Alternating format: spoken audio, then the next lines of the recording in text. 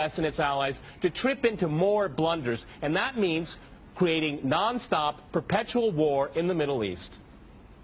Well, I'm going to make this interesting and disagree with everyone. Okay. I do not accept the premise, which probably isn't too much of a surprise, but nonetheless, I reject the premise that the whole point of the so-called war on terror or investing in the Mujahideen was to somehow fight terrorism or to make a better world.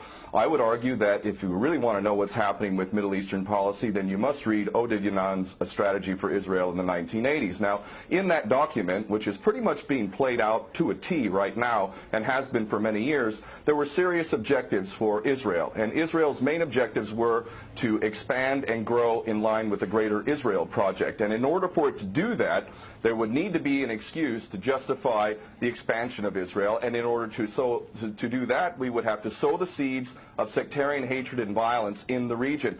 The #1 target of this plan was Iraq. We've achieved that. That's not a failure. That's actually a success. Iraq is a failed state largely. It is an absolute basket case. Sectarian hatred is absolutely insane. We see the beheadings and all of this madness, and we think it's a disaster. No, it's not at all. In fact, it's all part of the plan to break up Iraq into 3 different states. When we look at Syria, we also find that the goal is once again the same thing: sow the seeds of sectarian hatred and basically turn that nation into a basket case.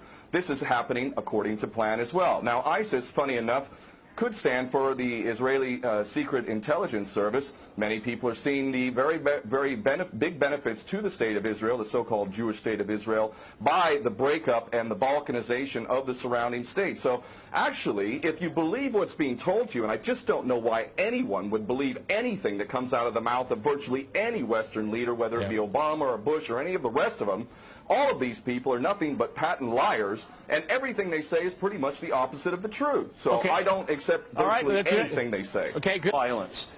Barack Obama did not bite at the opportunity to get involved in Syria a year ago. In fact, at the time when he was ready to start bombing Assad, just about 13 months ago, and we have he backed off as soon as the first excuse came to mind. We've been supporting ISIS. There is absolute continuity between the policies of Iraq and breaking it up and breaking up Syria as well. It is beyond naive to suggest that the U.S. doesn't have its fingerprints all over ISIS. In fact, tell me this: why has ISIS never once, or al-Nusra Front or al-Qaeda, not once have they attacked Israel? In fact, ISIS militants are getting medical attention in the Golan Heights and in Israel itself. What does that tell you? There is absolute continuity, but the actual policy, just like the Project for a New American Century laid out very clearly, that a, quote, new Pearl Harbor would be necessary to achieve this goal of full spectrum dominance. You could never tell the American people, or the world for that matter, we're going to fight wars of aggression where we're going to have to invade and occupy, we're going to have to spend hundreds of billions, if not trillions of dollars to achieve the goal of full spectrum dominance, which is to control, absolute control over air, land, sea, and space and cyberspace. The American people never would have bought it, so you can't tell them that. You have to tell them a bunch of lies. And we see this over and over again. What you have to do, Ken, if I can go... It would absolutely no question that there must always be a boogeyman. In fact, you're sitting in Russia now.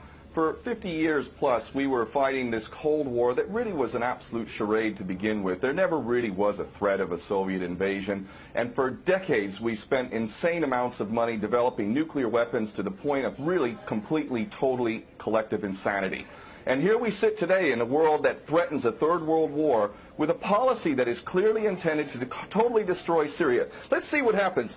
If we take Bashar al-Assad out of the equation in Syria, does anybody with half a brain not understand that that vacuum that's going to be created is going to be a vacuum filled by the most powerful interests there? And who is that right now? Well, that would be our best friends and allies, these little Frankenstein monsters that we create, whether it's al-Qaeda or al-Nusra Front or the latest ISIS monster that we've created. Those are the ones that are going to fill that vacuum, and that fits perfectly in line with Oded Yanan's A Strategy for Israel in the 1980s. And if these other two gentlemen haven't read that document, I seriously suggest you do. Another thing that's really worthy of pointing out is the so-called Islamic State is anything but Islamic. And yes, there is a war on Islam.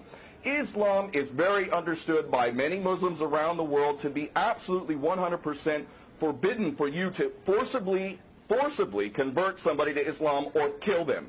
This is totally untrue. Back in the medieval times, when there was Muslim empires, it was an absolute understanding and policy amongst the Muslims who were in charge at that time that those who practiced whatever religion were allowed to continue practicing that religion, and they were not even forced to pay taxes into the Muslim empire itself. However, if people wanted to practice that religion, they would not be able to derive the benefits of the tax system and so on and so forth. The bottom line is no Muslim in their right mind would justify going in and literally executing men, women, and children simply because they don't convert to your religion. These people are not Islamic. They are creations of the monster, which is the empire of the United States and all its cohorts in Israel and England in particular. And this monster is purposely created to justify the continuing insanity of the never-ending war policy, which is really the core of America. And that is exactly why I renounced my U.S. citizenship. This madness cannot be considered anything but the major threat to the world. Okay, Peter, in New York, one of the things we've seen... There are very obvious solutions. One is to arrest the traitors in the U.S. Congress and White House who have sworn to uphold the U.S. Constitution, and somehow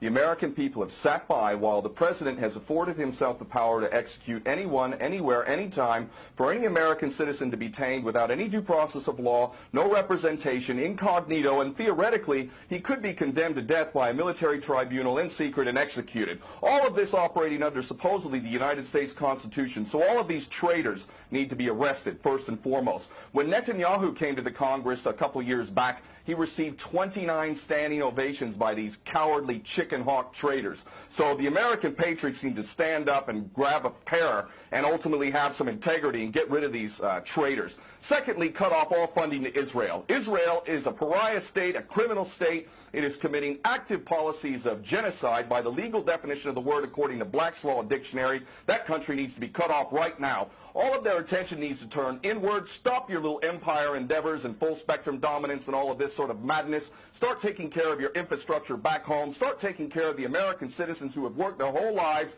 and now find themselves wondering how they're going to keep a roof over their head. All of that is very obvious and very sensible. Or America can continue to decline into an absolute total pariah state, hated and resented around the world, and maybe bring the whole world into World War III. I would prefer that we do the former instead of the latter, but ultimately we need some serious change in government, and that means getting rid of these traitors. Okay.